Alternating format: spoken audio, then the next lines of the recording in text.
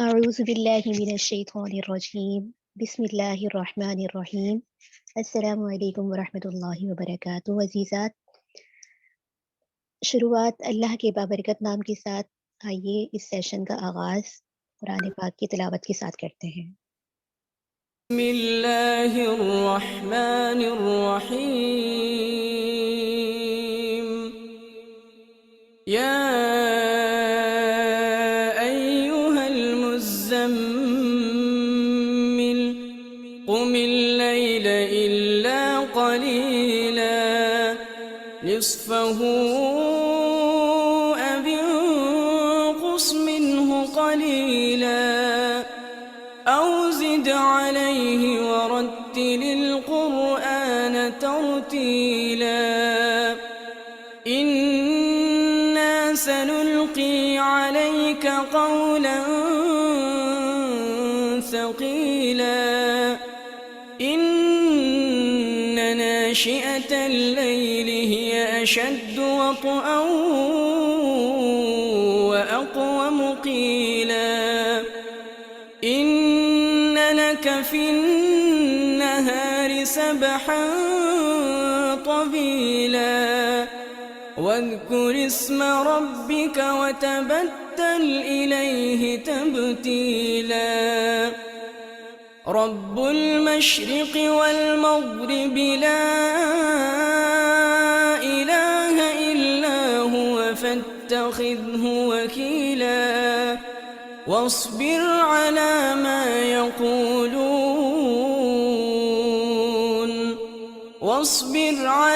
ما يقولون واهجرهم هجرا جميلا وذرني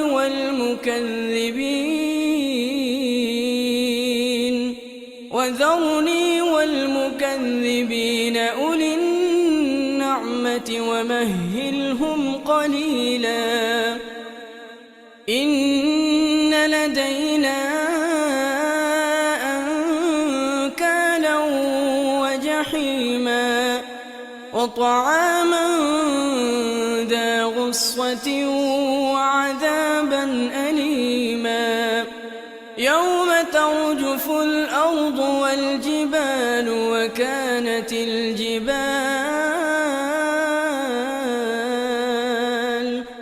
وكانت الجبال كثيبا مهيلا إنا أرسلنا إليكم رسولا شاهدا عليكم كما أرسلنا إلى فرعون رسولا فعصى فرعون الرسول فأخذناه أخذا وبيلا فكيف تتقون إن كفرتم يوما يجعل الولدان شيبا السماء منفطر به كان وعده مفعولا إن هذه تذكرة فمن شاء اتخذ إلى ربه سبيلا۔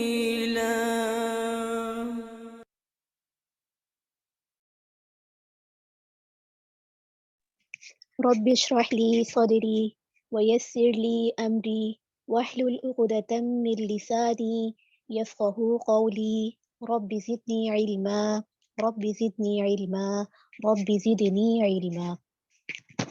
آج انشاءاللہ ایمانیات سے متعلق 5واں لیکچر ہے۔ معلمہ موجود ہیں اور ہم ان سے درخواست کرتے ہیں کہ معلمہ آپ اپنا لیکچر شروع کر دیجیے۔ جزاک اللہ خیر۔ السلام علیکم ورحمۃ اللہ وبرکاتہ۔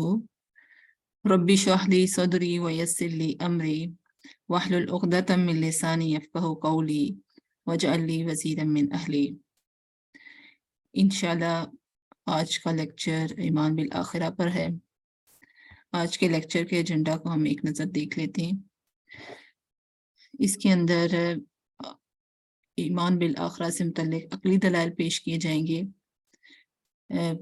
کس طرح سے ہم آخرت تک پہنچیں گے وہ اس کو بھی سمجھا جائے گا آیات افاقیہ کے ذریعے سے اور آیات انفس کے ذریعے سے آخرت تک پہنچا جائے گا عقلی دلائل کے اندر. اور پھر ایمان بالآخرہ کا ہماگیر تصور پیش کیا جائے گا، کمپلیٹ کانسیپٹ، جس کے اندر 2 صورتیں آتی ہیں، ایک انکار ہے اور ایک انکار مال اقرار ہے. تو قرآن جو ہے وہ معجزہ ہے اور آخرت کے وجود پر بہت بڑی دلیل ہے. اس کے اندر جو بھی حقائق ہیں وہ سب حقائق ہیں، جو شہادتیں ہیں وہ سب شہادتیں ہیں، وہ سچی شہادتیں ہیں. جیسے قرآن کے اندر آخرت کا ذکر ہے، انبیاء رسول کا ذکر ہے، ملائکہ کا ذکر ہے، سابقہ جو آسمانی کتابیں ہیں ان کا ذکر ہے، تقدیر کا ذکر ہے. تو قرآن جو ہے وہ آخرت پر بہت بڑی دلیل ہے. اور قرآن کے اندر ہی جس کے ذریعے سے ہم آخرت تک پہنچتے ہیں وہ آیات افاقیہ ہیں. آیات افاقیہ جو کہ کائنات میں پھیلی ہوئی نشانیاں ہیں اللہ تعالیٰ کی، تخلیق کائنات ہے. اور ایک اور اینگل سے اب ہم ایمان بالآخرہ تک ہم پہنچیں گے، ایک اور اینگل سے آیات افاقیہ کے ذریعے سے ان پر ہم غور کریں گے. ایمان باللہ میں ہم کس طرح سے اللہ تعالیٰ تک پہنچے تھے، جو کائنات کی تخلیق ہے اس کے ذریعے سے، نظم کے ذریعے سے. اب اللہ تعالیٰ ہمیں غور و فکر کی دعوت دے رہا ہے. آیات افاقیہ پر غور کریں گے تو ہمیں پتہ چلے گا کہ کائنات کی جتنی بھی چیزیں ہیں ان کا کوئی نہ کوئی مقصد ہے. کوئی بھی چیز بے مقصد، بے فائدہ، بیکار پیدا نہیں کی گئی. حتیٰ کہ جو اس کائنات میں ایک گھاس کا تنکا ہے اس کا بھی مقصد ہے. تو اس بارے میں یہ 2 آیات ہیں سورۃ آل عمران کی 190 اور 191. ان فی خلق السماوات والارض واختلاف اللیل والنہار لآیات لأولی الالباب الذین یذکرون اللہ قیاما وقعودا وعلی جنوبہم ویتفکرون فی خلق السماوات والارض ربنا ما خلقت هذا باطلا سبحانک فقنا عذاب النار. زمینوں آسمانوں کی پیدائش میں اور رات اور دن کے باری باری سے آنے میں ان ہوش مند لوگوں کے لیے بہت سی نشانیاں ہیں جو اٹھتے بیٹھتے لیٹتے ہر حال میں اللہ کو یاد کرتے ہیں اور آسمان و زمین کی ساخت میں غور و فکر کرتے ہیں اور بے اختیار بول اٹھتے ہیں، پروردگار یہ سب کچھ تو نے فضول، بے مقصد، بیکار پیدا نہیں کیا. تو پاک ہے اس سے کہ بس کام کرے. بس اے رب ہمیں دوزخ کے عذاب سے بچا لے.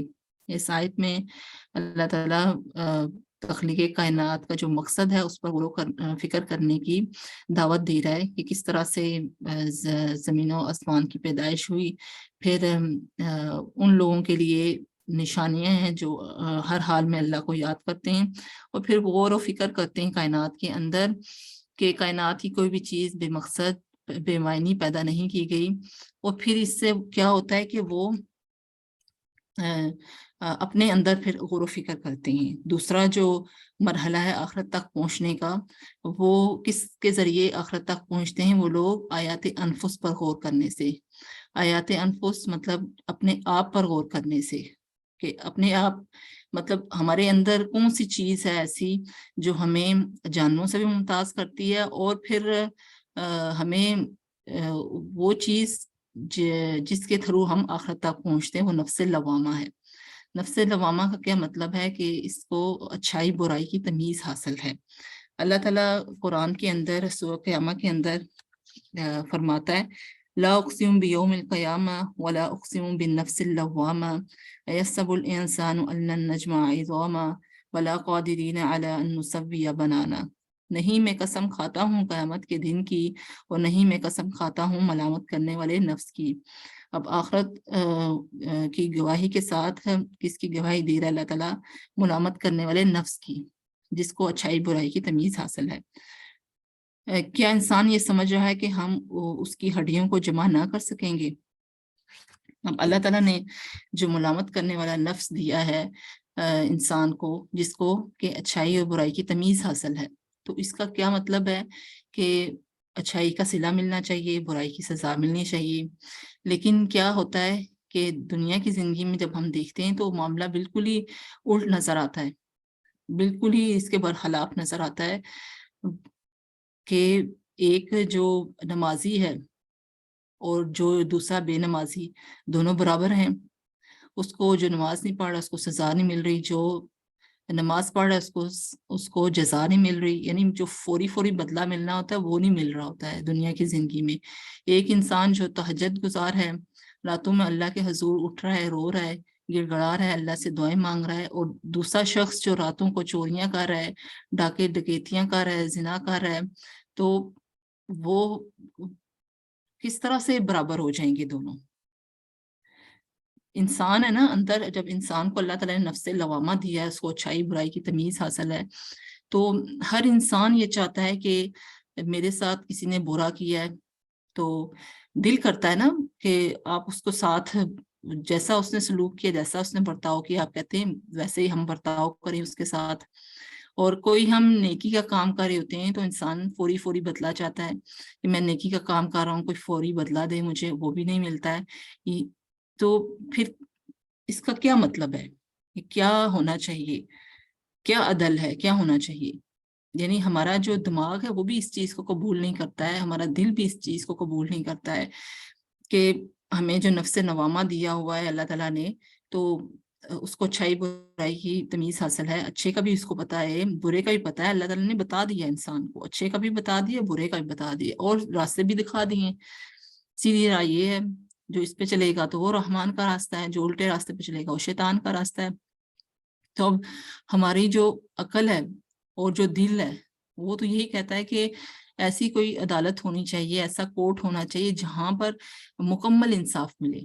یعنی کوئی بھی نیکی کی ہے میں نے، اس کا مجھے صلہ ملے، جو کسی نے برائی کی ہے اس پر برائی کی اس کو سزا دی جائے.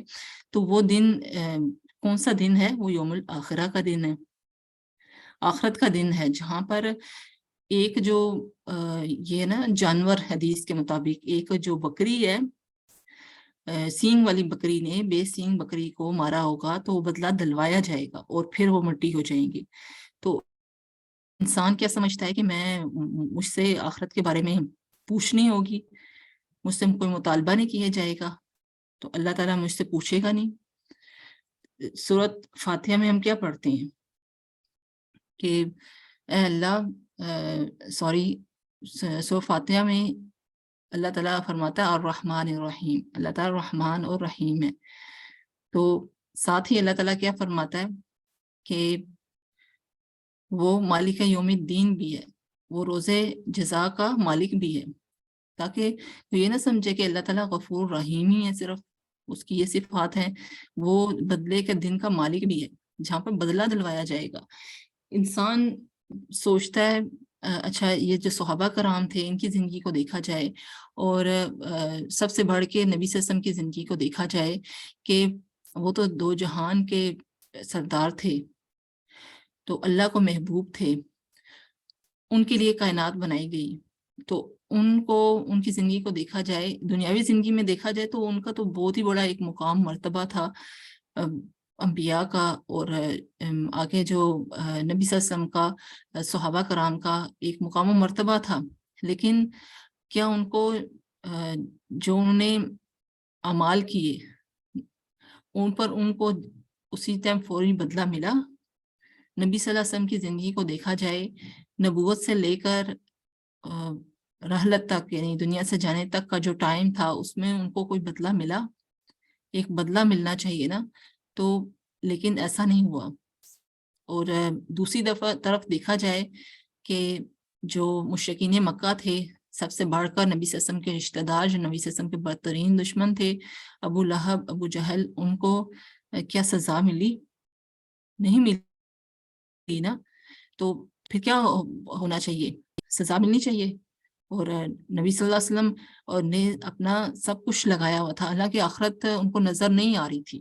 لیکن قرآن قرآن اتنی بڑی دلیل تھی ان کے لیے کہ قرآن کے اندر جو اللہ تعالیٰ نے وعدے کیے ہیں، جنت کے وعدے کیے ہیں، جہنم پر وعیدیں سنائی ہیں، سزائیں سنائی ہیں، وہ تو اعمال پر ایسے آ جاتے تھے، ایک دفعہ سن لیتے تھے نبی صلی اللہ علیہ وسلم سے قرآن، اور پھر اپنی عملی زندگی میں اس کو ڈھال لیتے تھے۔ تو ان کے نزدیک تو آخرت تھی، اور اللہ تعالیٰ کے وعدے تھے، نبی صلی اللہ علیہ وسلم کے وعدے تھے، اس لیے تو وہ اطیعوا اللہ و اطیعوا رسول اللہ کا پیکر تھے۔ وہ بر وقت اسی وقت نبی صلی اللہ علیہ وسلم کی بات کو کی اطاعت کرتے تھے، اور رسول اللہ صلی اللہ علیہ وسلم کی اطاعت کرتے تھے، اور اللہ کی اطاعت کرتے تھے، کیونکہ ان کے نزدیک آخرت تھی۔ آج ہمارے نزدیک آخرت نہیں ہے۔ ہمیں آخرت اصل میں نا ہمارا ایمان و یقین نہیں ہے آخرت پر، کیونکہ ہمیں آخرت نظر نہیں آ رہی ہے۔ تو یہ دن ہمیں پتہ ہونا چاہیے کہ انصاف والا دن جو ہے نا آنے والا ہے۔ یہاں پر اگر کوئی ہمارے ساتھ ظلم کرتا ہے، زیادتی کرتا ہے، کوئی ہمیں انصاف نہیں دلواتا ہے، تو لیکن اس چیز پر ہمارا ایمان و یقین ہونا چاہیے کہ آخرت جو ہے وہ برحق ہے۔ آخرت نہیں ٹلے گی۔ اللہ تعالیٰ مالک یوم الدین ہے، یوم الدین کا مالک ہے، وہ بدلہ دلوا کر رہے گا۔ اچھوں کو بھی اچھائی کا بدلہ ملے گا، اور بروں کو برائی کی سزا ملے گی۔ جو کوئی اللہ تعالیٰ فرماتا ہے قرآن کے اندر، جو ایک نیکی لے کر آئے گا، ہم اس کو 10 درجے مطلب بڑھا کر اس کو نیکی کو دیا جائے گا، صلہ اس کا، اور برائی کا بدلہ اتنا ہی دیا جائے گا۔ تو ہمیں پتہ ہونا چاہیے کہ یوم آخرت یعنی آخرت کا دن ہے جو آنے والا ہے، جہاں پر انسان کا مکمل حساب و کتاب ہوگا۔ تو یہ تو تھے ایمان بالآخرہ کے عقلی دلائل۔ اب اس کا جو ہماگیر تصور ہے ایمان بالآخرہ کا، وہ ہم دیکھتے ہیں کہ جو ایمان بالآخرت کا آخرت کا کمپلیٹ جو کانسیپٹ ہے وہ کیا ہے۔ اس کے اندر 2 صورتیں آتی ہیں، انکار کی 2 صورتیں، ایک انکار ہے اور دوسرا انکار مال اقرار ہے۔ اور انکار کے اندر بھی یہ 2 کیٹیگریز آ رہی ہیں، ایک جو ہے وہ لوگ جو واضح انکار کرتے ہیں، اور دوسرے جو گمان کرتے ہیں۔ اور انکار مال اقرار کے اندر یہ 4 پوائنٹس آتے ہیں: نسلی یا مذہبی امتیاز، اور رحمت الہی کا غلط تصور، پھر توفیق کا غلط تصور، اور شفاعت کا غلط تصور۔ سب سے پہلے ہم کرتے ہیں جو پہلی کیٹیگری انکار کی، کس طرح سے انکار ہو رہا ہے۔ وہ انکار کا آخرت کے انکار کی واضح ترین صورت، یہ واضح ترین صورت ہے، بالکل ہی سرے سے انکار کر دینا آخرت کا، کہ آخرت تو ہے ہی نہیں ہے۔ تو ایسے شخص کا تو اچھے اعمال پر کوئی مادہ نہیں کر سکتا، اور اسی طرح کوئی چیز اسے برائی سے نہیں روک سکتی، اور کیونکہ اسے جزا و سزا اور حساب کی توقع نہیں ہے۔ اور اس نے کیا کیا کہ گناہ کا لائسنس لے لیا، اب جو چاہے کرتا رہے۔ اور دوسرا جو ہے وہ گمان ہے کہ پتہ نہیں آخرت ہوگی یا نہیں ہوگی، اور اللہ تعالیٰ اٹھائے گا نہیں اٹھائے گا، کیا ہوگا۔ اب اس کے بارے میں یہ آیات بھی ہیں، واضح انکار کے بارے میں اور گمان کے بارے میں۔ خوف کی ہے آیت نمبر 3، اِذَا مِتْنَا وَكُنَّا تُرَابًا ذَلِكَ رَجْعٌ بَعِيدٌ وَقَالُوا مَا هِيَ إِلَّا حَيَاتُنَا الدُّنْيَا وَنَمُوتُ وَنَحْيَا وَمَا يُهْلِكُنَا إِلَّا الدَّهْرُ وَمَا لَهُم بِذَلِكَ مِنْ عِلْمٍ هُمْ إِلَّا يَظُنُّونَ۔ اور کہتے ہیں ہمارا یہی دنیا کا جینا مرنا ہے، ہم جیتے اور مرتے ہیں، اور زمانہ ہی ہمیں خلاق کرتا ہے، حالانکہ اس کی کچھ بھی حقیقت ان کے پاس نہیں ہے۔ دوسرا جو گمان ہے، جو گمان کرتے ہیں ان کو کیا گمان ہے، وَإِذَا قِيلَ إِنَّ وَعْدَ اللَّهِ حَقٌّ وَالسَّاعَةُ لَا رَيْبَ فِيهَا قُلْتُم مَّا نَدْرِي مَا السَّاعَةُ إِنَّ الظَّنَّ إِلَّا ظَنًّا وَمَا نَحْنُ بِمُسْتَيْقِنِينَ۔ اور جب کہا جاتا تھا کہ خدا کا وعدہ سچا ہے اور قیامت میں کچھ شک نہیں، تو کہتے تھے ہم نہیں جانتے قیامت کیا ہے، ہم اس کو محض ذہنی خیال کرتے ہیں اور ہمیں یقین نہیں آتا۔ اب یہ ایک تو واضح انکار کریں اور ایک گمان کریں پتہ نہیں قیامت ہوگی یا نہیں ہوگی۔ نیکسٹ جو ہے وہ ہے، یہ دوسری صورت آ رہی ہے انکار مال اقرار کی، یعنی انکار کے ساتھ اقرار بھی ہے۔ وہ کس طرح سے؟ یہ سب سے پہلے شفاعت کا غلط تصور ہے۔ ایسے انکار میں انسان بظاہر تو آخرت کا انکار نہیں کرتا، یعنی بظاہر کس طرح سے پھر وہ آخرت کا انکار کر رہا ہے؟ یہ عقیدہ رکھتا ہے کہ آخرت ضرور قائم ہوگی، لیکن کچھ بزرگ ہیں، کچھ پیر فقیر ہیں، وہ ہمیں یا نبی صلی اللہ علیہ وسلم ہے جہنم کی آگ سے بچوا لیں گے۔ اور یہ عقیدہ آج امت مسلمہ کے اندر بھی ہے۔ شفاعت کا جو غلط تصور ہے یہ ایمان باللہ میں بھی ہم نے کیا ہے کہ یہ کہنا ہے امت مسلمہ کا، ہم امت مسلمہ سے ہیں، یہ ہم نبی صلی اللہ علیہ وسلم کی امت ہے، ہم سردار ہیں، قریشی ہیں، تو ہم آخرت میں بخشائے ہیں۔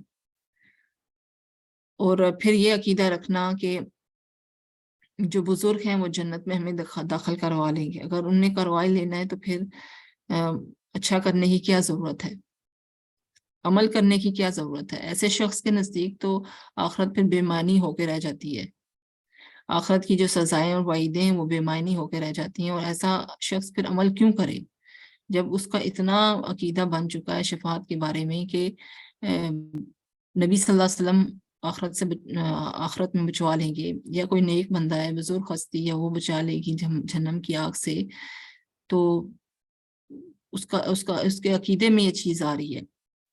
تو بظاہر دیکھا جائے وہ تو مسلمان ہے، کلمہ گو ہے، وہ تو اپنے آپ کو مشرک کافر نہیں گردانے گا، نہیں کہے گا، لیکن یہ چیزیں بھی ہمیں پتہ ہونی چاہیے شفاعت کے بارے میں۔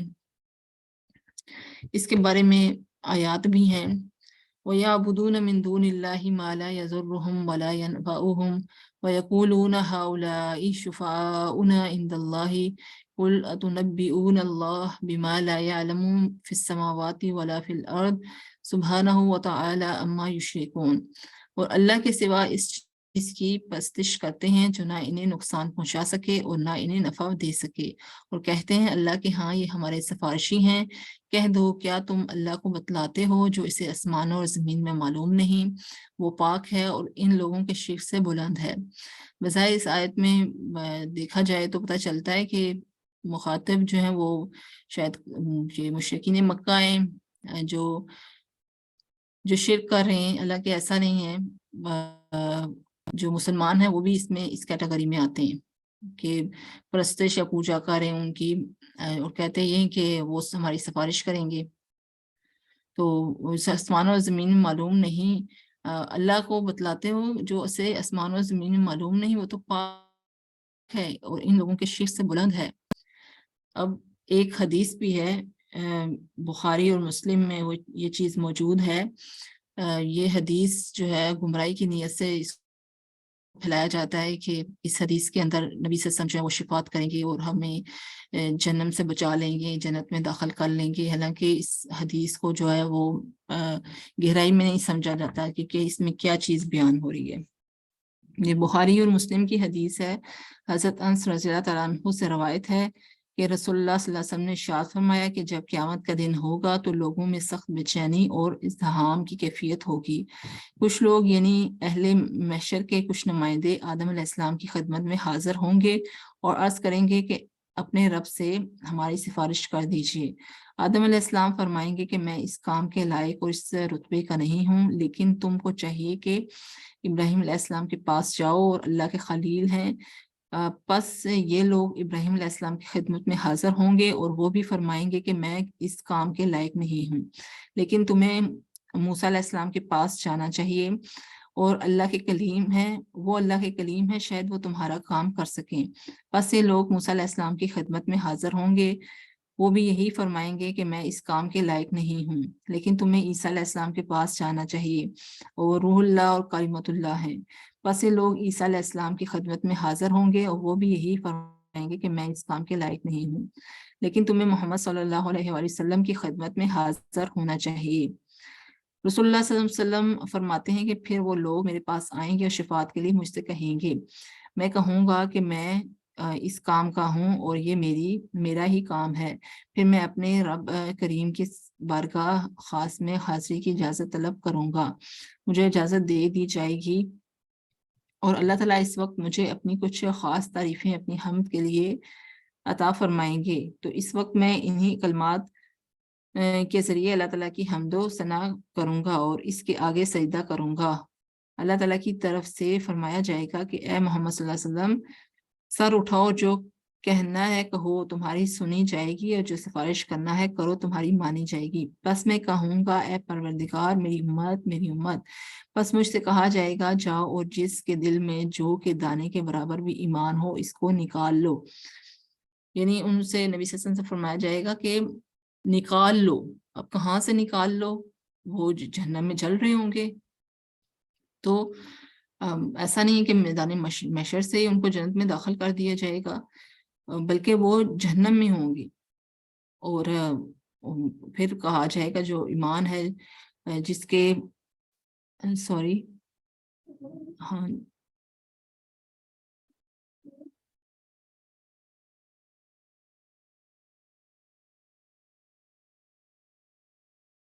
پھر میری امت میری سوری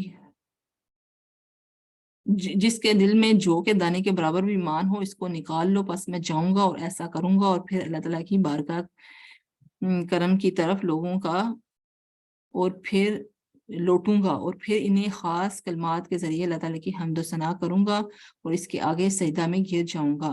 اللہ کی طرف سے فرمایا جائے گا اے محمد صلی اللہ علیہ وسلم، سر اٹھاؤ اور جو کہنا ہے کہو تمہاری سنی جائے گی، اور جو سفارش کرنا ہو تمہاری مانی جائے گی۔ پس میں کہوں گا اے پروردگار میری امت، بس مجھ سے کہا جائے گا جاؤ اور جن کے دل میں ایک ذرہ کے برابر یا فرمایا کہ رائی کے دانہ کے برابر بھی ایمان ہو ان کو بھی نکال لو، بس میں جاؤں گا اور ایسا کروں گا، اور پھر اللہ تعالیٰ کی بارگاہ کی طرف لوٹوں گا، اور پھر انہیں خاص کلمات کے ذریعے اللہ تعالیٰ کی حمد و ثنا کروں گا اور اس کے آگے سجدہ میں گر جاؤں گا۔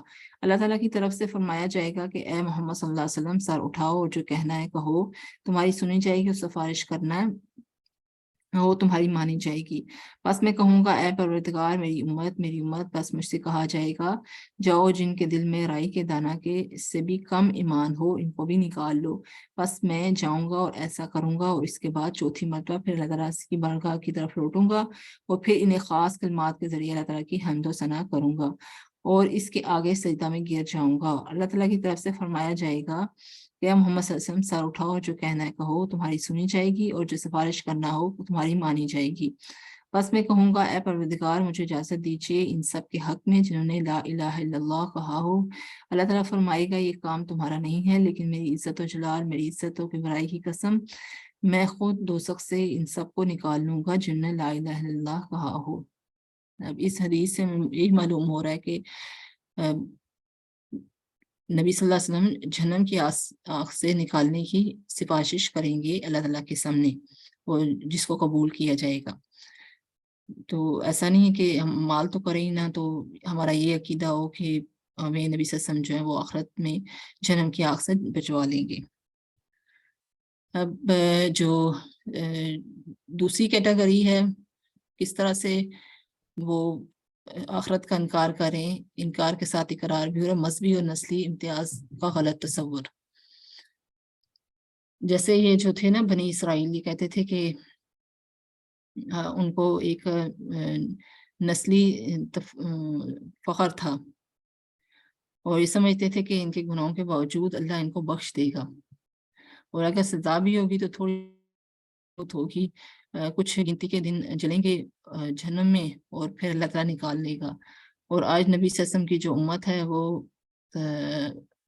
ان کا یہ کہنا ہے کہ ہم جو ہیں وہ نبی صلی اللہ علیہ وسلم کی امت سے ہیں، ہم محبوب ہیں، ہم جو ہیں وہ سردار ہیں، قریشی ہیں، ہاشمی ہیں، تو نبی صلی اللہ علیہ وسلم کے ساتھ نا اپنی نسبت جوڑتے ہیں، تو کہ ہم پھر آخرت میں بخشائے ہیں۔ اس سے پہلے جو تھے یہ یہودی اسپیشلی، ان کا بھی یہی عقیدہ تھا کہ ہمارے باپ دادا جو ہیں ہم ان کے مذہب پہ ہیں، ابراہیم علیہ السلام کو سے اپنی نسبت جوڑتے تھے کہ ہم ابراہیم علیہ السلام کی نسل سے ہیں، تو انبیاء ہمارے اندر آئے کافی، اور علماء مشائخ ہیں، تو ایسا ہمارا معاملہ ہے کہ ہم جو ہے وہ کچھ دن گنتی کے چند دن چلیں گے اور پھر اللہ تعالیٰ ہمیں نکال لے گا۔ لیکن قرآن نے اس نظریے کو باطل قرار دیا ہے کہ اگر کسی انسان کا یہ عقیدہ ہے کہ وہ مذہبی عقیدہ ہے، نسلی عقیدہ ہے، تو یہ بھی ایک قسم کا وہ انکار ہی کر رہا ہے آخرت کا۔ اقرار مطلب بظاہر دیکھا جائے تو اقرار تو کر ہی رہا ہے کہ آخرت ہے، لیکن ساتھ میں وہ انکار بھی کر رہا ہے اگر اس کے نظریے میں عقیدے میں چیزیں ہیں کہ میں جو ہے وہ مذہب کس مذہب سے تعلق رکھتا ہوں یا کس نسل سے تعلق رکھتا ہوں، اس بارے میں آیات بھی ہیں۔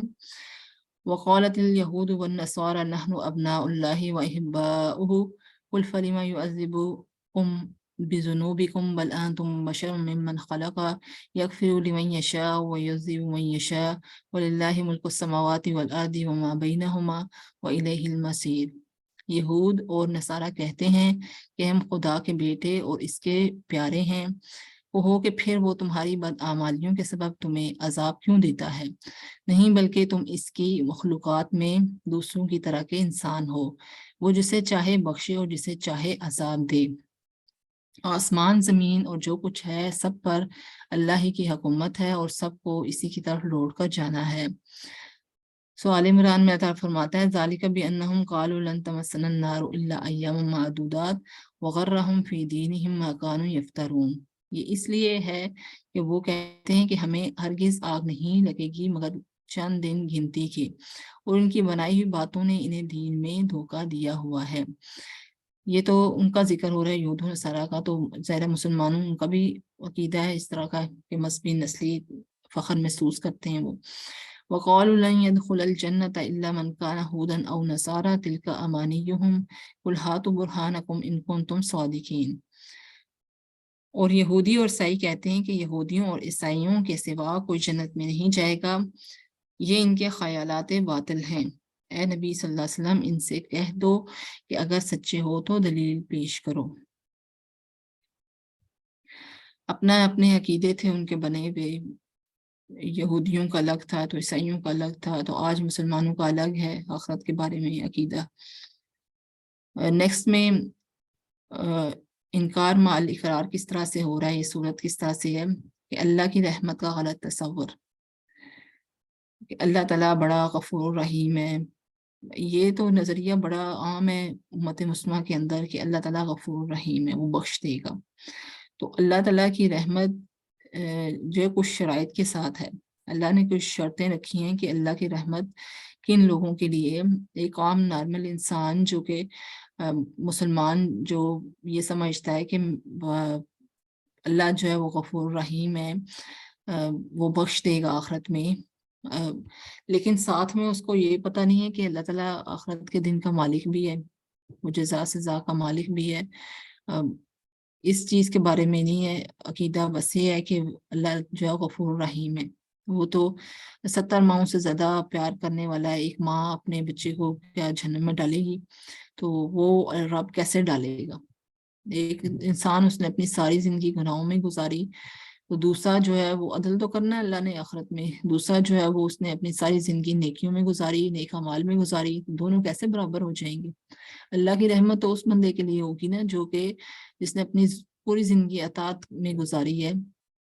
یا رحمت جب ہم آخرت ہوگی تو کیا پتہ اللہ تعالیٰ بخش دے، یہ بھی نہیں پتہ ہے کہ ہماری چھوٹی سی نیکی پہ بخش دے یا ہمارا جو چھوٹا سا عمل ہے گناہ کا اس پہ پکڑ لے، یہ تو پتہ نہیں ہے۔ اب اللہ کی رحمت، نبی صلی اللہ علیہ وسلم بھی تو یہ کہتے تھے اللہ کی رحمت سے میں جنت میں جاؤں گا، رحمت ہوگی۔ ہمارے اعمال دیکھے جائے تو اعمال تو کچھ نہیں ہے، ہم صبح سے شام ان چیزوں میں اپنا ٹائم گزارتے ہیں، اس کی ہمیں خبر ہی نہیں ہے کہ نیکی کرنا تو آسان ہے لیکن نیکی کو سنبھالنا مشکل ہے۔ صبح سے ہماری نیکیاں تو ضائع ہو رہی ہیں، صبح بیٹھے نیکیوں کے کام کیے اور رات میں بیٹھے تو برائیوں کے کام کیے، دو نیکیاں کس طرح سے برائیاں جو ہے وہ نیکیاں برائیوں پر حاوی ہو جائیں گی، یہ برائیاں جو نیکیوں کو مٹا دیں گی، کس طرح سے ہوگا؟ تو اس کے بارے میں آیات بھی ہیں کہ ان الذین آمنوا والذین ہاجروا وجاہدوا فی سبیل اللہ اولئک یرجون رحمت اللہ واللہ غفور رحیم۔ جو لوگ ایمان لائے اور خدا کے لیے وطن چھوڑ گئے اور کفار سے جنگ کرتے رہے، وہی خدا کی رحمت کے امیدوار ہیں۔ خدا بخشنے والا، رحم کرنے والا ہے۔ اللہ تعالیٰ یہاں پر اپنی صفات لے کر آ رہا ہے دو، غفور الرحیم، وہ بخشنے والا اور رحمت کرنے والا ہے۔ شرط پیچھے کیا رکھی کہ ان کے لیے جو ایمان لائے، خدا کے لیے وطن چھوڑ گئے اور کفار سے جنگ کرتے رہے، یعنی جہاد کیا، انہوں نے ہجرت کی، وہ اللہ کی رحمت کے امیدوار ہیں۔ وہ امید کر سکتے ہیں کہ ہم جنت میں جائیں گے اور اللہ ہمیں بخش دے گا۔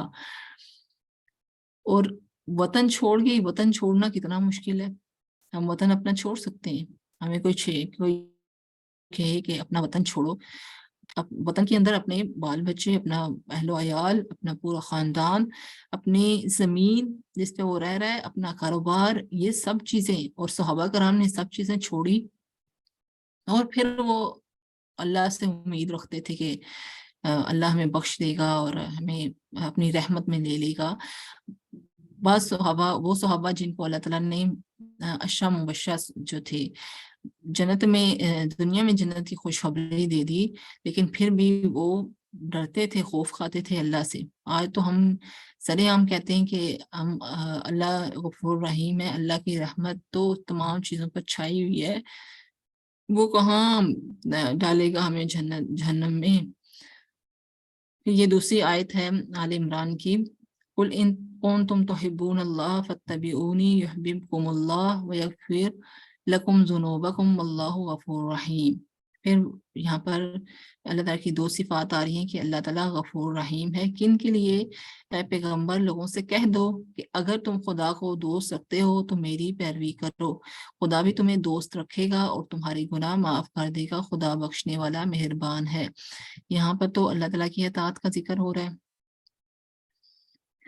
اور نبی صلی اللہ علیہ وسلم تو پورا ہی جو کردار تھا وہ قرآن کے مطابق تھا نبی صلی اللہ علیہ وسلم کا، اور نبی صلی اللہ علیہ وسلم کی جو پیروی کرے گا اس کے لیے اللہ کی رحمت ہے، اللہ اس کے گناہ بخش دے گا۔ آج ہم دیکھیں نبی صلی اللہ علیہ وسلم کی کتنی پیروی کر رہے ہیں، کتنے پیروکار ہیں، ان کے پیچھے کتنے چل رہے ہیں۔ ہم نے یہ ہمارے مائنڈ میں ہوتا ہے کہ نبی صلی اللہ علیہ وسلم پر درود پڑھ لیا جائے اور ان پر نعتیں قصیدے پڑھ لیے جائیں، تو بڑی ہم کہتے ہیں کہ ہمیں نبی صلی اللہ علیہ وسلم سے بڑی محبت ہے، بڑی عقیدت ہے۔ لیکن یہاں پہ تو اللہ تعالیٰ فرما رہا ہے کہ ان کی پیروی کرو تو اللہ تمہیں دوست رکھے گا۔ پھر یہ سورۃ النساء کی ہے آیت، ان اللہ لا یغفر ان یشرک بہ ویغفر ما دون ذلک لمن یشاء ومن یشرک باللہ فقد افتری اثما عظیما۔ خدا اس گناہ کو نہیں بخشے گا کہ کسی کو اس کا شریک بنایا جائے، اس کے سوا اور گناہ جس کو چاہے معاف کر دے، اور جس نے خدا کا شریک مقرر کیا اس نے بڑا بہتان باندھا۔ اب یہاں پر یہ بتایا جا رہا ہے کہ جو شرک ہے اس کو اللہ تعالیٰ معاف نہیں کرے گا۔ اگر انسان ایک شرک کر رہا ہے کہ اللہ تعالیٰ، یہ تو شرک کیا نا کہ اللہ غفور رحیم ہے، اور پھر آخرت کے انکار کی صورت یہ بھی ہے کہ انسان انکار کر رہا ہے ایک صریحاً کہ اللہ تعالیٰ غفور الرحیم ہے، بخش دے گا، پھر تو انسان کو نیک اعمال کرنے کی ضرورت ہی نہیں ہے اگر وہ بخش دے گا اللہ تعالیٰ۔ تو یہاں پر اللہ تعالیٰ فرما رہا ہے کہ جو شرک ہے اس کو نہیں بخشے گا، باقی جس گناہ کو چاہے گا بخش دے گا۔ مطلب اس کی اپنی اس پہ مرضی پہ ڈیپینڈ کرتا ہے اللہ تعالیٰ کی کہ وہ کس کو بخشے گا اور کس کو جو ہے وہ درگزر فرمائے گا کس سے۔ نیکسٹ عقیدہ نیکسٹ جو انکار ہے، انکار مال اقرار، اس کی صورت توفیق کا غلط تصور ہے یا ہدایت کا غلط تصور ہے۔ اس حوالے سے عام نظریہ یہ ہے کہ اگر کسی میں اللہ کے حکم پر چلنے کی رغبت نہیں ہے تو اصل میں اسے اللہ نے اس کی توفیق ہی نہیں دی۔ اللہ تعالیٰ کی دی ہوئی نعمتیں ہونے کے باوجود اگر کوئی نیک عمل نہ کرے تو یہ نعمت، یہ ہر درمی ہے، توفیق کا مسئلہ نہیں ہے۔ بعض لوگ کہتے ہیں اللہ ہاں دعا کرو اللہ سے کہ اللہ توفیق دے تو میں بھی نیکی پر آ جاؤں، سیدھے راستے پر آ جاؤں۔ تو اللہ تعالیٰ نے تو اس کو توفیق دی ہوئی ہے۔ ایک شخص ہے وہ نماز نہیں پڑھتا ہے اور یہ کہتا ہے جی اللہ تعالیٰ سے دعا کرو اور اللہ مجھے توفیق دے تو میں نیک کام کروں، تو اللہ تعالیٰ نے تو اس کو ساری اسباب مہیا کیے ہوئے ہیں، مسجد بھی اس کے گھر کے قریب ہے، پانی بھی وافر مقدار میں، اور جگہ بھی اللہ نے اس کو دی ہے نماز پڑھنے کے لیے، پھر وہ اس طرح کہے تو کہ اللہ توفیق دے، یہ بھی ایک قسم کا انکار کر رہا ہے، بظاہر تو نہیں نظر آ رہا ہے لیکن ایک اس کے اندر وہ چیز آ رہی ہے کہ وہ انکار کر رہا ہے توفیق کی وجہ سے۔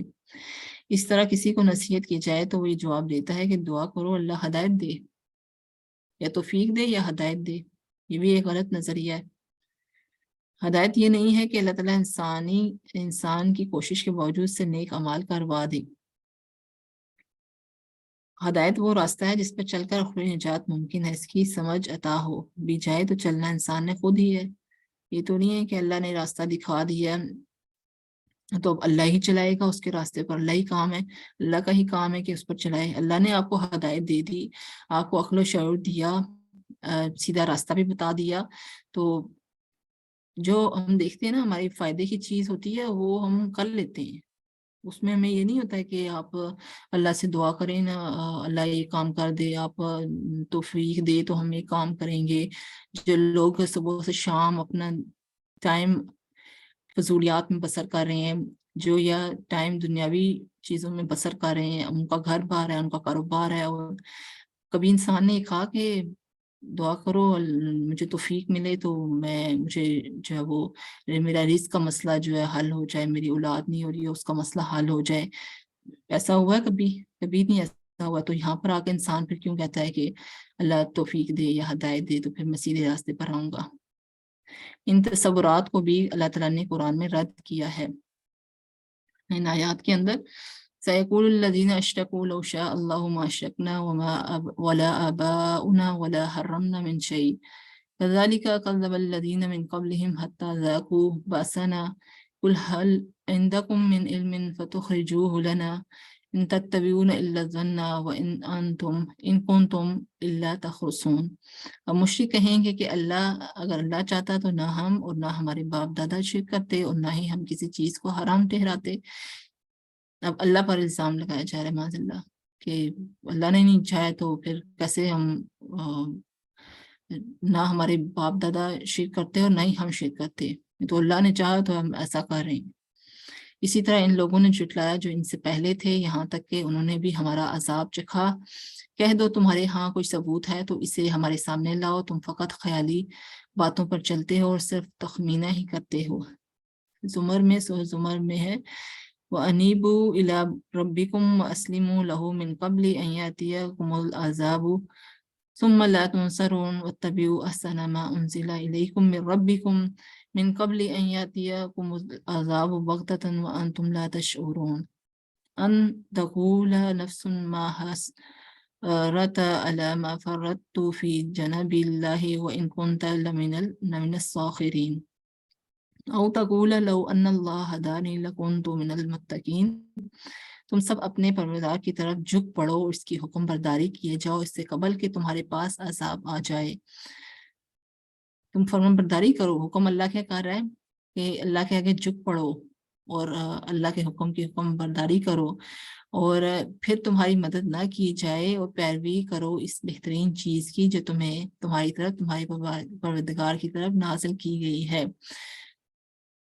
کس چیز کی؟ قرآن کی پیروی کرو، وہ نازل کیا گیا آپ کے اوپر اس سے پہلے کہ تم پر اچانک عذاب آ جائے۔ اللہ تعالیٰ ڈرا رہا ہے، اس طرح کی باتیں نہ کرو بلکہ اللہ کے عذاب سے ڈرو، اللہ کی طرف جھک جاؤ، اللہ کی اطاعت و فرمانبرداری کرنی شروع کر دو، اور تمہیں اطلاع بھی نہ ہو، ایسا نہ ہو کہ کوئی شخص کہے ہائے افسوس اس بات پر کہ میں نے اللہ تعالیٰ کے حق میں کوتاہی کی، بلکہ میں تو مذاق اڑانے والوں میں سے ہی رہا۔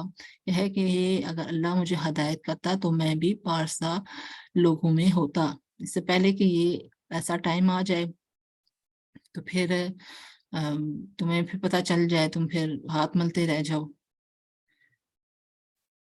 اب جو نیکسٹ ہے اس میں انسان کس طرح سے آخرت کا انکار کرتا ہے اس کا سبب کیا ہے، اس کی وجہ کیا ہے، کیوں انسان آخرت کا انکار کرتا ہے؟ وہ انسان کی سرکشی ہے، کھلے عام انسان حدیں توڑنا چاہتا ہے، کھل کے نافرمانی کروں اللہ تعالیٰ کی میں، اب میں نہ ہے نا، انسان کہتا ہے میری مرضی ہے نا، میں جو کروں کون ہے پوچھنے والا، میرے سر پہ کون ہے؟ جب تک کہ انسان کے سر پہ ڈنڈا نہیں ہوتا ہے تو انسان سیدھا بھی نہیں ہوتا ہے، تو جب کہیں سے مار پڑتی ہے نا تو پھر انسان سرکشی سے ذرا باز آتا ہے۔ تو انکار کا سبب کیا ہے، کیوں سرکشی کرتا ہے؟ کیونکہ بدماشی پہ اترنا چاہتا ہے، کہتا ہے میں جو مرضی کروں۔ یہ سورۃ قیامہ کی آیات ہیں، لا اقسم بیوم القیامہ ولا اقسم بالنفس اللوامہ ایحسب الانسان ان لن نجمع عظامہ بلا قادرین علی ان نسوی بنانا بل یرید الانسان لیفجر امامہ۔ ہم کو روز قیامت کی قسم اور نفس اللوامہ کی قسم کہ سب لوگ اٹھا کر کھڑے کیے جائیں گے۔ کیا انسان یہ خیال کرتا ہے کہ ہم اس کی بکھری ہوئی ہڈیاں کٹھی نہیں کریں گے؟ ضرور کریں گے، اور ہم اس بات پر قادر ہیں کہ اس کی پور درست کر دیں، مگر انسان کیا چاہتا ہے کہ آگے کو خود سری کرتا جائے، میری مرضی، میں جو مرضی کروں، نافرمانی پہ بدماشی پہ اترتا ہے، سرکشی پہ اترتا ہے، اللہ کی نافرمانیوں پہ نافرمانیاں کیے جاتا ہے کیونکہ کوئی پوچھنے والا نہیں ہے نا، اللہ ہمیں نظر نہیں آ رہا ہے نا، تو اس لیے ہم جو مرضی کریں۔ سو قلم کی آیات ہیں، اقرأ بسم ربک الذی خلق خلق الانسان من علق اقرأ وربک الاکرم الذی علم بالقلم علم الانسان ما لم يعلم کلا ان الانسان لیطغی ان رآہ استغنی ان الی ربک الرجعی۔ پڑھو اے نبی صلی اللہ علیہ وسلم اپنے رب کے نام کے ساتھ جس نے پیدا کیا جمے ہوئے خون کے ایک لوتھڑے سے انسان کی تخلیق کی۔ پڑھو اور تمہارا رب بڑا کریم ہے جس نے قلم کے ذریعے سے علم سکھایا انسان کو، وہ علم دیا جس سے وہ نہ جانتا تھا۔ ہرگز نہیں، اب یہاں پر پھر وہی بات ہو رہی ہے، ہرگز نہیں انسان سرکشی کرتا ہے اس بنا پر کہ وہ اپنے آپ کو بے نیاز دیکھتا ہے، پڑھتا یقیناً دل رب ہی طرف ہے، پلٹے گا تو رب کی طرف ہی جانا ہے اس نے، آخرت کا دن تو آئے گا، سرکشی کتنی کر لے گا، کتنا عرصہ جی لے گا دنیا میں۔ نبی صلی اللہ علیہ وسلم کی جو امت ہے اس کی عمریں تو بہت ہی کم ہیں، آج کسی کی 60 سال 70 سال 80 سال ہو جائے عمر بڑی بات ہے، اس میں دیکھا جائے اپنی پچھلی زندگی کہ ہم ابھی کتنی زندگی گزار چکے ہیں، کسی کی 40 سال عمر، 50 سال کی جوانی میں جا رہے ہیں، بڑھاپے میں جا رہا ہے، تو کتنی عمر کر لیں گے سرکشی۔ اور پچھلی اپنی زندگی دیکھی جائے کہ ہماری زندگی کن چیزوں میں گزری ہے، سے توبہ معافی مانگی جائے اللہ سے، آئندہ نہ کرنے کا عزم کر لیا جائے کہ ارادہ ہے نا انسان کا، اپنا ارادہ کر لے کہ جو پچھلی زندگی گزری ہے وہ کس طرح سے، آئندہ کی زندگی کیسے گزارنی ہے۔ پھر سرکشی پہ کون لے کر آتا ہے، ہمیں کس نے آخرت سے بلایا ہوا ہے؟ وہ ساتھ ہمارے شیطان بھی ہے، وہ بھی سرکشی کرواتا ہے، وہ ہمیں جھوٹی امیدیں دلاتا ہے۔ قرآن میں امانی کا ورڈ یوز ہوا ہے بعض آیات میں کہ وہ وشفل تھنکنگ، کہ کچھ نہیں کر لو، گناہ کا کام کوئی نہیں ہے نا، خیر ہے دوسرے بھی کر رہے ہیں تو، اور آخرت کو بلایا ہوا ہے کہ آخرت ہوگی اور وہاں پہ اللہ تعالیٰ پوچھے گا، وہ تو بالکل ہی بلا چکا ہے، اور وہ خواہشات میں اپنے آپ کو لگایا ہوا ہے ہر انسان کو، اس نے دنیا میں رہنا ہے، دنیا ہی کمانی ہے، دنیا کی فکر دنیا میں نظر آ رہی ہے نا، بال بچے نظر آ رہے ہیں، اب ہمیں وہ چیزیں نظر آ رہی ہیں جو ہمیں ترقی دلا رہی ہیں، جو ہمیں فائدہ پہنچا رہی ہے دنیاوی زندگی میں، وہ شیطان نے بلایا ہوا ہے۔ اس کے برعکس صحابہ کرام کا کردار دیکھا جائے کہ صحابہ کرام کا تو کردار ایسا نہیں تھا، کیونکہ ان کے سامنے آخرت کے انکار کی صورتیں تھیں، اور پھر شیطان کے حربے بھی انہیں پتہ تھے۔ انہوں نے نبی صلی اللہ علیہ وسلم کے ساتھ بھی شیطان تھا، لیکن نبی صلی اللہ علیہ وسلم فرماتے ہیں مسلمان ہو گیا تھا، مجھے اچھائی کا حکم دیتا تھا، ان کا کردار تھا نا، ایک ان کا کردار آخرت کے بارے میں کتنا بلند تھا، اس لیے ان کا جو احساس تھا آخرت میں کے بارے میں وہ بھی بلند تھا۔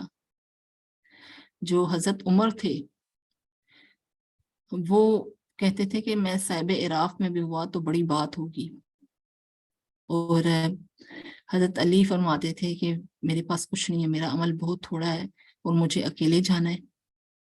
نبی صلی اللہ علیہ وسلم قبر کے عذاب سے اتنا روتے تھے کہ داڑھی مبارک تر ہو جاتی تھی، آخرت کی منزلوں سے اتنا ڈرتے تھے، اتنا خوف کھاتے تھے کہ آخرت میں کیا بنے گا۔ حالانکہ اللہ نے تو خوشخبری بھی سنا دی تھی جنت کی، اور ان کی آئندہ کی جو نسلیں تھیں نبی صلی اللہ علیہ وسلم کی، ان کو بھی خوشخبری سنا دی تھی کہ تمہارے جو گھر بار ہے وہ جنت میں کیا ان کا مقام ہوگا، لیکن پھر بھی ڈرتے تھے اللہ تعالیٰ سے، کیونکہ کردار آخرت کے بارے میں بلند تھا بہت زیادہ۔ اس طرح حضرت جو ابو بکر ہیں، ان کا کردار ہمارے سامنے کہ نبی صلی اللہ علیہ وسلم کے ساتھ ساتھ رہے ہو، صدیق کا لقب ملا انہیں، اپنا سب قربان کر دیا اللہ کی راہ میں، کچھ نہ چھوڑا پیچھے گھر بار کے لیے۔ وہ کیا کہتے ہیں؟ وہ کہتے ہیں کہ کاش میں چڑیا ہوتا۔ تو جو حضرت عائشہ تھی وہ کہتی تھی کاش میں تنکا ہوتی، میری ماں نے مجھے جنا ہی نہ ہوتا۔ حضرت معاذ بن جبل، ان کو اس چیز نے بڑا پریشان کر دیا تھا کہ آخرت میں پتہ نہیں کیا بنے گا، اور آج ہم بے خوف بیٹھے ہیں کہ ہمارا کیا بنے گا۔ ہمیں تو شیطان نے بلایا ہوا ہے، گناہ کے کاموں میں لگایا ہوا ہے، اللہ نے لیکن توبہ کا دروازہ کھلا رکھا ہے، وہ مرتے دم تک کھلا رہے گا۔ یہ نہ سمجھے کہ میں نے اتنے گناہ کیے ہیں، اتنے کیے ہیں تو پتہ نہیں میری توبہ قبول ہوگی یا نہیں ہوگی۔ آدم نے خطا کی نا تو اللہ نے دعا سکھا دی، ربنا ظلمنا انفسنا وان لم تغفر لنا وترحمنا لنکونن من الخاسرین، کہ تو نے مجھے معاف نہ کیا تو میں تو خسارہ پانے والوں میں سے ہو جاؤں گا۔ تو ہم توبہ کا دروازہ اللہ تعالیٰ نے کھلا رکھا ہوا ہے۔ ہم جتنی اپنی زندگی گزاری ہے، پچھلی زندگی، اس کو دیکھا جائے اور اپنا اللہ کے ساتھ تعلق ایک پختہ یقینی بنا لیا جائے۔ آخرت کے بارے میں بھی ایک یہ جو چیز نظریات ہم نے دیکھی کہ کس طرح سے امت مسلمہ کے اندر ہیں یہ نظریات، یہ جو 4 پوائنٹس ہم نے دیکھے، انکار، مال، اقرار کی جو صورتیں ہیں، وہ کہیں ہمارے اندر تو نہیں ہے۔ ہمارا جو عقیدہ آخرت کے بارے میں وہ درست ہونا چاہیے۔ اللہ تعالیٰ قرآن میں ایمانیات کی کتنی بات کرتا ہے، اور 13 سالہ زندگی میں نبی صلی اللہ علیہ وسلم نے ایمان و یقین کی بات کی۔ کتنی صورتیں جن میں مکی صورتیں ایمان کا ہی ذکر ہے اور پھر آخرت کا ذکر ہے۔ کتنا ڈرایا اللہ تعالیٰ نے آخرت کے عذابوں سے، آخرت قائم ہوگی، بچے کو بوڑھا کر دے گی، وہ دن کیسا ہوگا، کیسا بھاری ہوگا، جو ایمان والے ان کے لیے کتنا جلدی گزر جائے گا، اور جو انکار کرنے والے، کفر کرنے والے، ان کا کس طرح سے ٹائم گزرے گا۔ وہ ساری چیزیں ہمیں قرآن سے پتہ چلتی ہیں، مینشن کر دی اللہ تعالیٰ نے۔ تو یہ اب ہمارے پہ ہم کس طرح سے اپنی زندگی کو گزارنا چاہتے ہیں۔ ایک مقصد ہے، ایک ٹارگٹ ہے، اگر ہم ایک مقصد اور ایک ٹارگٹ کے تحت چل لیں، ہم ایک مقصد ہے نا، اب جو مقصد ہوتا ہے نا تو انسان اپنا سب کچھ لگاتا ہے اس پہ۔ اگر دنیا مقصد ہے تو دنیا کے لیے، آخرت مقصد ہے تو آخرت کے لیے اپنے سب کچھ لگائے گا۔ ہمیں اپنے مقصد پہ، اپنے مشن پہ غور کرنا چاہیے۔ مقصد سامنے ہو تو منزل ہمیں مل جائے گی انشاءاللہ۔ منزل کیا ہے؟ منزل اگر مقصد ہمارا صحیح نہیں ہے تو پھر منزل کس طرف سے جائے گی، کہاں سے شروع ہوگی، کہاں ختم ہوگی۔ اور مقصد بالکل کلیئر ہے، بالکل ٹھیک مقصد ہے، نیک مقصد ہے، تو وہ کہاں سے سٹارٹ ہوگا اور کہاں پہ جا کے اینڈ ہوگا۔ آج کا سیشن یہاں تک ہی تھا۔ اگلے ہفتے انشاءاللہ ہم ایمان بالکتاب پر بات کریں گے۔ آپ کے سوالات لے لیتے ہیں۔ جزاک اللہ خیر۔ بہت شکریہ معلمہ، جزاک اللہ خیراً کثیراً۔ بہت ہی ہمیشہ کی طرح آپ کا لیکچر بہت ہی بہترین، اور ایسا لگ رہا تھا ہمارے اپنے نفس کا ہی اس میں محاسبہ ہے۔ اللہ رب العزت ہم سب کو واقعتاً ایک مقصد کی طرف سوچنے کا اور اس کو ایک ٹارگٹ کرنے کی توفیق عطا فرمائے اور اس کے تحت چلنے والا بنا دے۔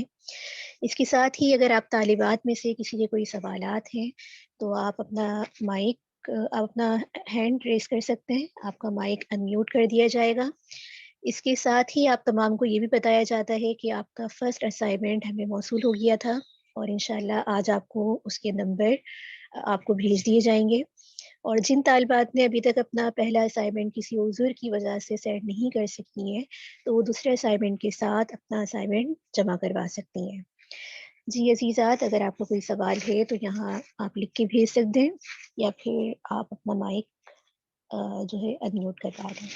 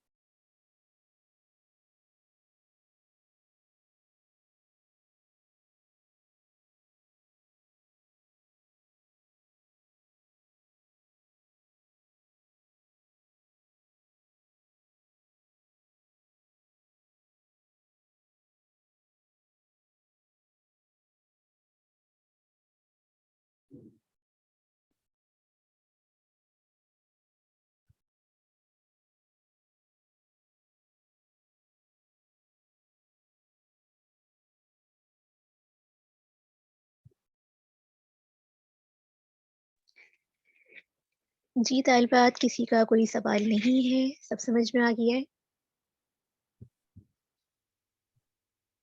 اگر کوئی سوال ہے آپ کا یا کوئی آپ کو سمجھ نہیں آیا کلاس کے اندر تو آپ ابھی ہمارے پاس ٹائم ہے تقریباً 4 منٹس، تو اس میں آپ پوچھ سکتی ہیں.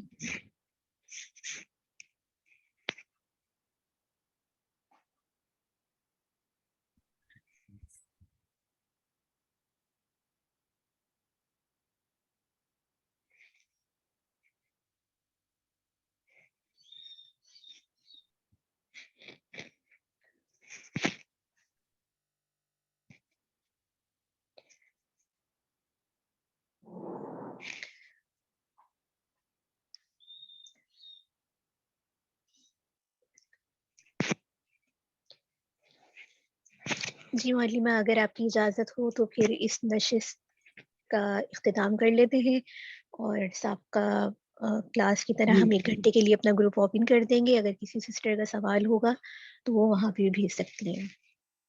جی آپ کلاس کو اینڈ کر سکتی ہیں ابھی. تو فی الحال کسی کا کوئی سوال نہیں ہے لائیو. جی سب کا بہت شکریہ آپ کی شرکت کا، اور اللہ تعالیٰ رب العزت ہمیں سیکھنے سکھانے والا بنائے. جو کچھ ہم نے پڑھا ہے سیکھا ہے اس کو آگے فارورڈ کرنے والا ایک داعیہ کے طور پر ہمیں بنائے، اور ہمیں خود بھی عمل کرنے کی توفیق عطا فرمائے، اور اللہ رب العزت ہمارے اندر وہ صلاحیت بھی پیدا کرے کہ ہم دوسروں کی بھی رہنمائی کر سکیں. سبحانک اللہم و بحمدک، اشہد ان لا الہ الا انت، استغفرک واتوب الیک. آمین یا رب العالمین. السلام علیکم ورحمۃ اللہ وبرکاتہ.